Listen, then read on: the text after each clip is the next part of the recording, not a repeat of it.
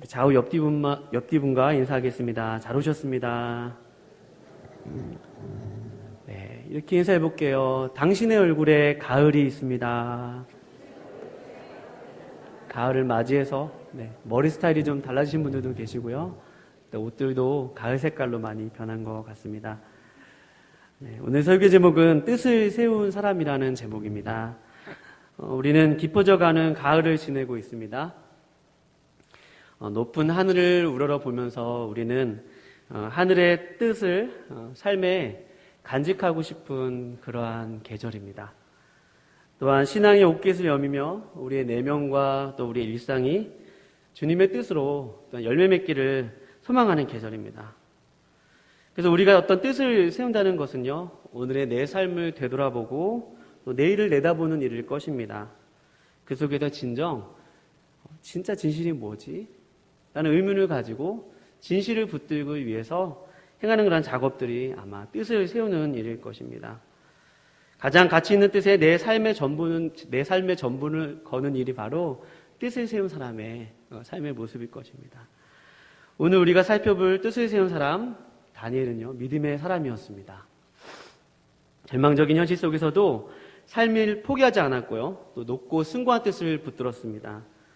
특별히 다니엘과 3명의 친구가 믿은 바 그 하나님은 누구셨고 또 그 하나님이 어떤 분이셨기에 그들은 그들의 삶 전부를 걸만한 뜻을 세웠는가를 저와 여러분이 이 시간 살펴보기를 소명합니다. 그리고 우리의 삶에 적용하는 귀한 시간 되시기를 주님의 이름으로 축원드립니다. 오늘 성경의 역사적 배경은 유다가요, 강대국 사이에서 힘을 잃어가서 그 국권이 침탈당하는 그러한 상황 가운데 있었습니다. 마치 구한말 조선의 상황과 참 비슷했습니다. 유다는 애굽과 아수르의 연합군, 아수르와 또 애굽의 연합군과 또 바벨론 사이에서 저울질했습니다. 누가 정말 센 사람인가? 누구 편에 서는 게 우리 국익에 이익이 되고 우리가 살아남을 수 있을 것인가? 나는 그냥 눈치를 보면서 그렇게 그 어려운 시기를 보내고 있습니다. 그러다가 결국 그 눈치만 보다가 오늘 본문에서 보듯이 바벨론 왕 느부갓네살에 의해서 그 예루살렘 성은 포위를 당합니다.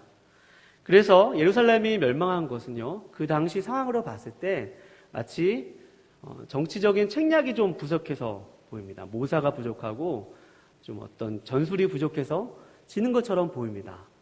아니면 그들에게 막강한 군사력이 없어서 바벨론에게 포위당한 것처럼 표면적으로는 보입니다. 그리고요, 또 이스라엘은 독특한 그러한 그들 안에 정체성이 있었는데 그들은 신정 국가였습니다. 그것은 하나님의 통치를 받고 하나님의 다스림을 받는 나라였는데 그 하나님의 다스림을 받는 나라가 다른 나라에 의해서 그렇게 침략을 당하고 그들의 성이 회파되고 그들이 유린당했다는 것은 그들의 신학적 사고에 있어서 도저히 하나님은 더 이상 자신들과 함께 하시지 않으며 나는 누구인가라는 충분한 질문이 생길 수 있는 상황이었습니다.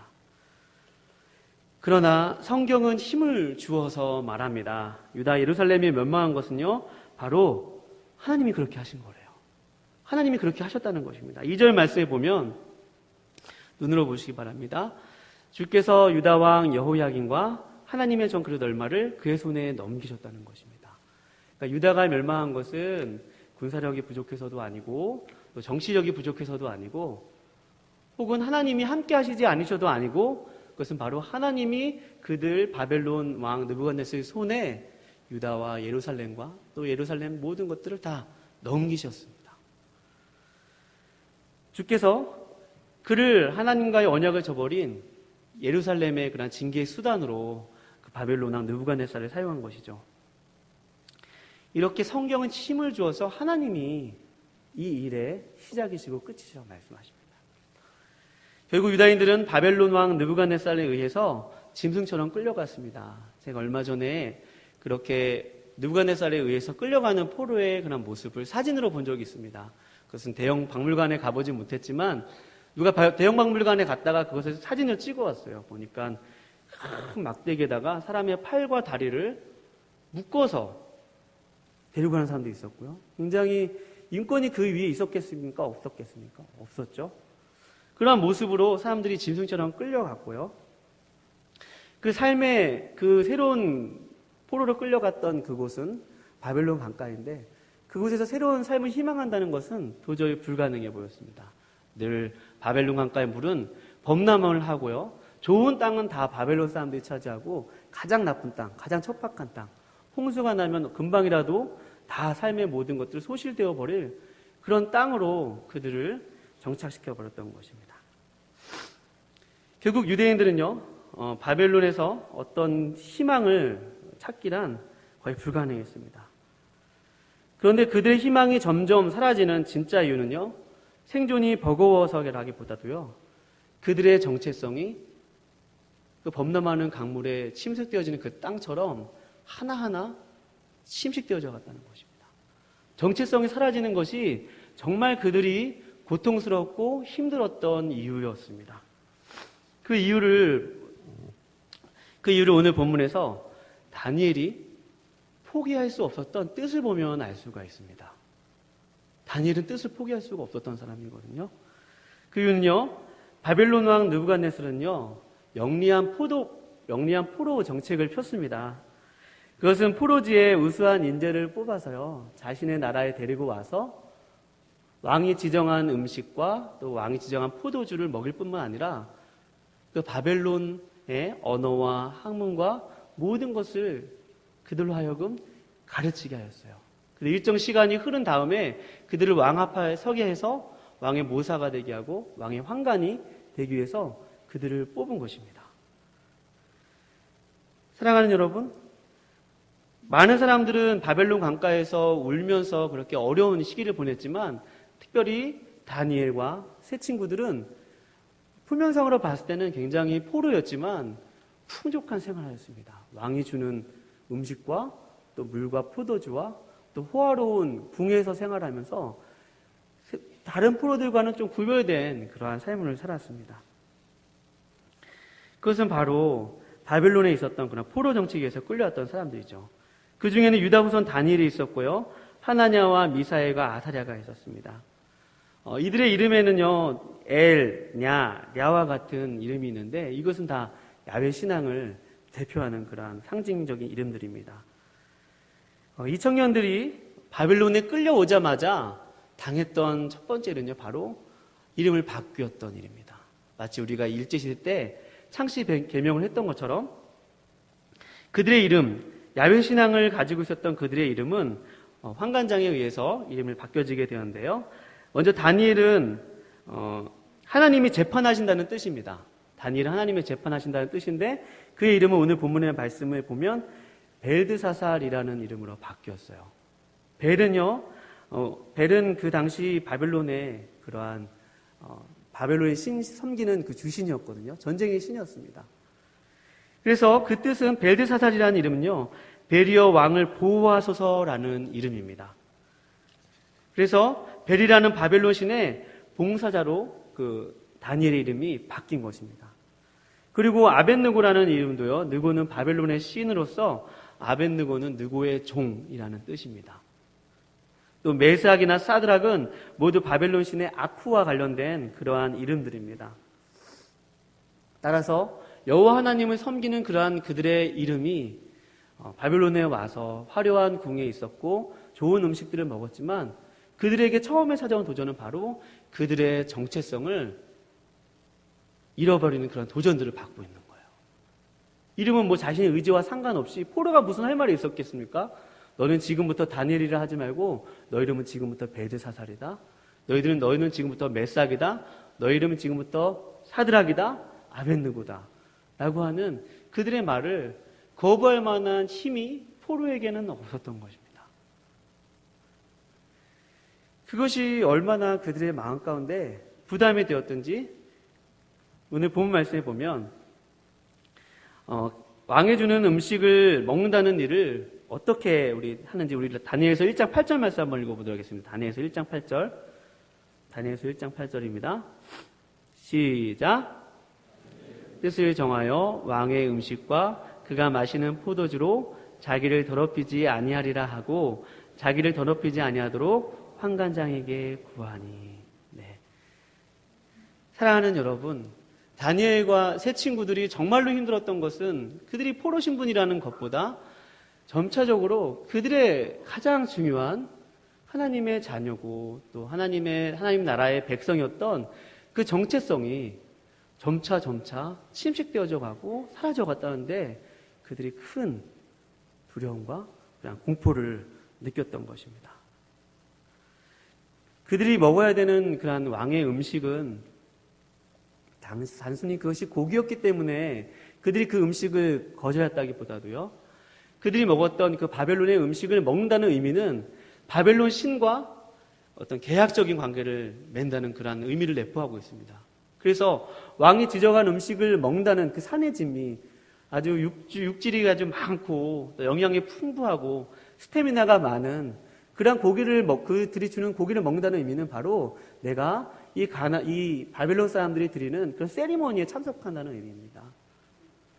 바벨론의 신들과 내가 언약 관계를 맺는다는 의미예요. 그러니까 다니엘과 또 세 친구가 얼마나 그 마음 가운데 두려움이 찾아온 거죠. 야, 내가 이러다가 하나님을 믿는 그러한 사람으로서 그런 모든 것들을 망각하는 것이 아닌가. 그것이 그들에게 가장 큰 두려움이고 도전이었던 것입니다.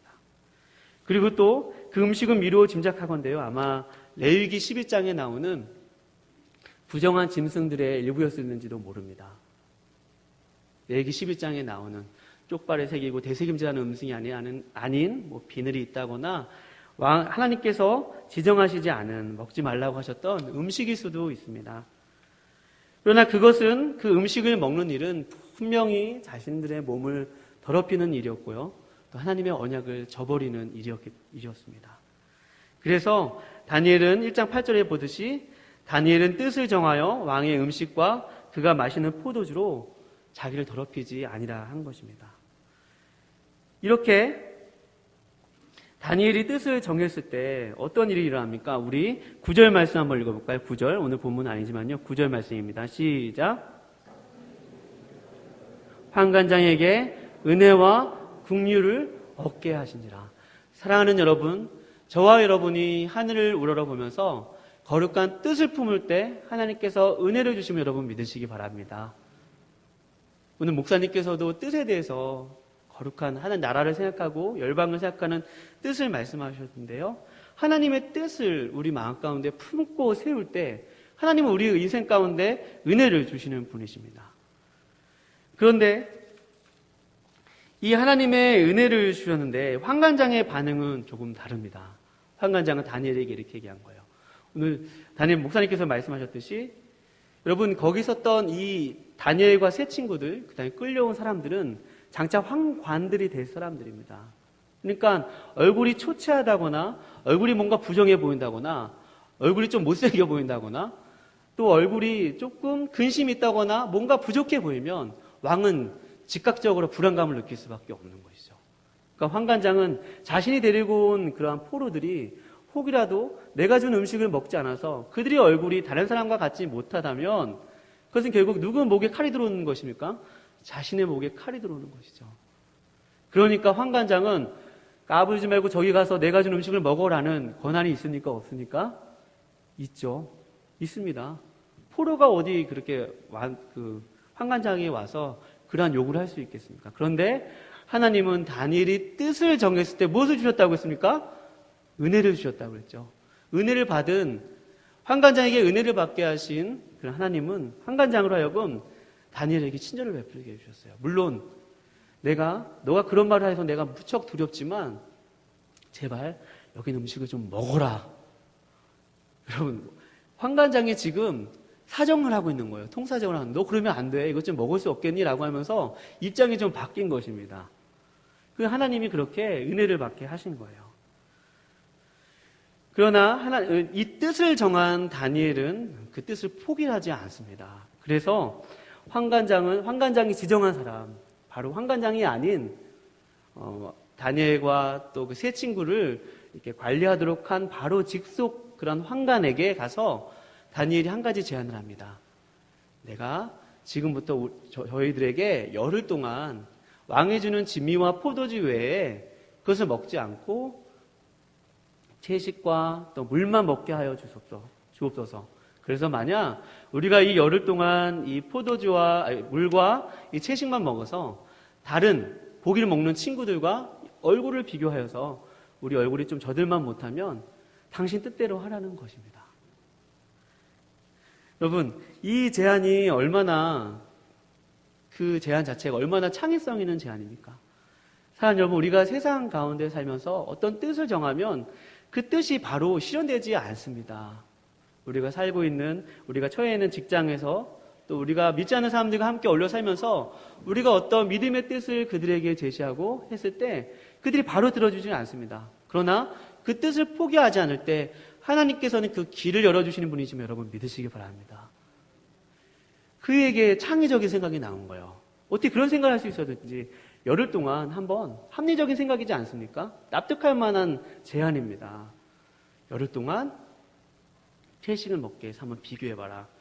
그랬더니 어떤 일들이 일어납니까? 우리 같이 말씀 한번 읽어볼까요? 우리 15절 말씀입니다. 15절 말씀입니다. 우리 1장 15절 시작. 그들의 얼굴이 더욱 아름답고 살이 더욱 윤택하여 왕의 음식을 먹는 다른 소년들보다 더 좋아 보이니라. 아멘. 여러분, 하나님은요 이런 분이세요. 열흘 동안 다니엘과 세 친구들이 뜻을 정해서 채식과 물만 먹었는데 얼굴이 어땠다고 그래요? 고기를 먹은 친구들보다 더 얼굴이 윤택하고 살찌고 기름지고 광채가 났다는 것이죠. 할렐루야. 저는 이 부분을 보면서 참 아이러니했습니다. 하나님께서 하나님 되심을 드러내는데 얼굴 모습을 통해서 하나님이 하나님 되심을, 여러분 아이러니라는 말 아시죠?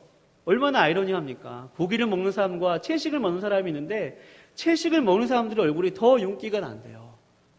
그것을 통해서 하나님은 드러내시고자 하는 메시지가 다니엘에게도 있었고요. 또 다니엘을 처음 쓴 사람을 듣는 사람들도 있었고 오늘날 저와 여러분에게도 있는 것입니다. 사랑하는 여러분, 하나님은요 거룩한 뜻을 세워서 그 뜻을 살아가기로 다짐하는 사람들의 길을 보존하고 지키시는 분이시면 여러분 믿으시기 바랍니다. 여기에 저와 여러분이 들어야 될 가장 단순하고 가장 심플하고 가장 정확한 메시지가 있는 줄로 믿습니다. 사랑하는 여러분, 다니엘이 이 서두에서 왜 이 사건이 다니엘에게 있었을까요? 다니엘은 장차 왕조가 두세 번이나 바뀌는 동안에도 계속 나라의 2, 3인자로 있었거든요. 계속해서 하나님에게 포로 신분으로서 그 포로지에서 왕조가 바뀔 때마다 바벨론, 또 바사의 왕국에 있을 때도 2인자, 3인자 역할을 했어요. 하나님께서 왜 그를 그렇게 사용하셨는지 우리 17절 말씀 한번 읽어보겠습니다. 17절 말씀입니다. 시작. 학문을 주시고 모든 서적을 깨닫게 하시고 지혜를 주셨으니 다니엘은 또 모든 환상과 꿈을 깨달아 알더라. 아멘. 하나님께서 그렇게 뜻을 정해서 왕의 진미를 먹지 아니하기로 결심하고 결단한 그들에게 하나님께서 지혜를 주셨어요. 그들에게 꿈을 해석할 수 있는 능력을 주셨고요. 갈대아에 있는 모든 술객들과 모든 학자들과 모든 사람들보다 뛰어나고 위대하게 하여 주셔서 그들이 모든 서적을 깨달아서 왕 앞에서 그들의 그러한 솜씨를 따라갈 사람이 없는 것입니다. 사랑하는 여러분, 우리가 세상 속에서 그렇게 거룩한 뜻을 품고 살기로 다짐했을 때 하나님께서 우리의 삶을 이렇게 빛나게 하시고 영광스럽게 하실 분이시면 여러분 믿으시기 바랍니다. 여러분, 저는 이 부분을 보면서 뜻을 정하는 것도 참 중요하지만 다니엘이 정말 보았던 하나님은 어떠한 부분이십니까? 저는 거기에 참 많은 도전을 받고 은혜를 받았습니다. 여러분, 우리는 뜻을 세우기도 하고 뜻을 철회하기도 하고 뜻을 세울 수도 없는, 때로는 뜻을 세우지도 못하는 그러한 상황 가운데 있었죠. 다니엘이 처했던 현실이 그랬습니다. 포로의 신분으로서 뭘 이렇게 주장할 수 있는 그러한 위치에 있었겠습니까? 다니엘을 제외한 다른 포로들은 바벨론 강가에서 울면서 자신들이 있었던 그러한 시위들을 그리워하고 애타게 찾았습니다. 그러나 다니엘을 통해서 하나님께서 주시는 바로 그 메시지는 느부갓네살이 진정한 통치자도 아니고, 또 바사왕 고레스도 진정한 통치자도 아니고, 또 아닥사스다 왕이 진정한 통치자가 아니라 바로 열방의 통치자인 그런 진정한 통치자는 바로 나 여호와임을 다니엘로 하여금 알게 하였으면 여러분 믿으시기 바랍니다. 여기에 다니엘 이 사건을 통해서 저와 여러분에게 주시고자 하는 메시지가 있습니다. 여러분, 우리가 힘든 시기를 보내고 있고 어떤 뜻을 품는다는 것이 사실은 많이 우리에게 낯선 시대가 되었습니다. 사람들은 돈을 열심히 벌기 위해서 열심히 달려가고요. 경쟁이 너무 치열하죠. 삶이 빡빡합니다. 그 속에서 믿음을 실천하고 믿음의 뜻을 세운다는 것은 우리에게 때로는 참 많은 부담감이 됩니다. 또 정직하게 사는 것도 귀한 줄 알지만 실천이 되지 않는 것이 참 우리의 연약한 삶의 모습일 때가 많습니다. 우리 본성이 악하기 때문이고요. 죄송합니다. 악하기 때문이기도 하지만 또 우리의 삶이 그렇게 현실이 이 다니엘처럼 그렇게 녹록하지 않기 때문입니다. 그러나 그러한 현실 가운데서도 하나님은 우리를 지켜주실 뿐만 아니라 이 역사의 주관자가 되어서 이 역사를 그분의 손으로 움직이시고 지금도 열방과 우주와 모든 것을 다스리시고 통치하시는 분이 하나님이심을 여러분 믿으시기 바랍니다. 여기에 큰 위로가 있는 줄로 믿습니다. 여기에 큰 용기가 있는 줄로 믿습니다. 이 하나님을 알 때 저와 여러분은 비로소 뜻을 품을 수 있을 거예요. 뜻을 품을 수 있을 것입니다. 앞만 보고 앞을 향해서 전력 질주하지만 우리가 옆을 보기가 참 힘든 시대를 살고 있지 않습니까? 영원한 것, 하늘나라, 또 영원한 뜻을 품고자 하지만 우리의 현실 속에서 그런 것을 막 지나칠 때가 많습니다. 그러나 세상에 커 보이는 가치들과 눈에 보이는 것이 전부가 아니고 바벨론 왕 느부갓네살의 손이 전부가 아니고 그의 군사력이 전부가 아니고 마치 그들의 신 벨과 느고와 그런 모든 메삭과 그런 신들이 이긴 것이 아니라 그것은 바로 하나님께서 바벨론을 통치하시고 바벨론 위에 이루어진 바사를 통치하시고 또 헬라를 통치하시고 로마를 통치하시고 오늘날 미국을 통치하시고 우리가 강대국이라 여기는 모든 나라들도 하나님의 손에 있음을 여러분 믿으시기 바랍니다. 그 하나님의 손이 있기 때문에 저와 여러분은 오늘도 뜻을 품을 수 있는 사람이 되는 것입니다. 우리 옆에 분과 인사해 보겠습니다. 뜻을 품읍시다. 시작. 다시 한번 믿음의 뜻을 품읍시다. 시작. 네. 믿음의 뜻을 품는다는 것은요, 우리 자신에게서 출발하지 않습니다. 그것은 하나님이 누구신지 우리가 눈을 들어서 알 때 여러분 뜻을 품을 수 있는 것 아니겠습니까? 내가 뜻을 품어서 내 인생을 걸만한 분이 저런 분이시라면 뜻을 품을 수 있는 거죠. 사랑하는 여러분, 저와 여러분이 오늘 이 시간 예배를 끝나고 나서 오전부터 들었던 말씀, 또 한 주간 또 묵상한 말씀, 이 성전문을 나가서 우리는 세상 속에서 살아가야만 합니다. 가을을 보내면서 이 깊어져가는 가을에 여러분 어떤 뜻을 품으시겠습니까? 물론 세상 속에서 승리하고 삶을 잘 영위해 나가는 것도 중요하지만 그러나 거룩한 뜻을 품는 저와 여러분 되시기를 축원드립니다. 어느 것이 가장 가치 있고 어느 것이 하나님이 가장 기뻐하시고 하나님의 말씀대로 살기를 다짐하며 그 말씀을 살기를 원해서 내 삶을 걸만한 분이 그 하나님이 이 온 우주 열방의 통치자임을 믿고 그 하나님의 다스림을 받기를 사모하는 저와 여러분 되시기를 주님의 이름으로 축원드립니다. 기도하시겠습니다. 살아계신 하나님 아버지 은혜를 감사합니다. 하나님 부족한 주의 종이 떠듬떠듬 하나님의 말씀을 전했습니다. 그러나 하나님은 온 우주 만물을 창조하시고 또 그것을 지금도 다스리시는 분이심을 저희들이 눈을 들어서 보게 하여 주시옵소서.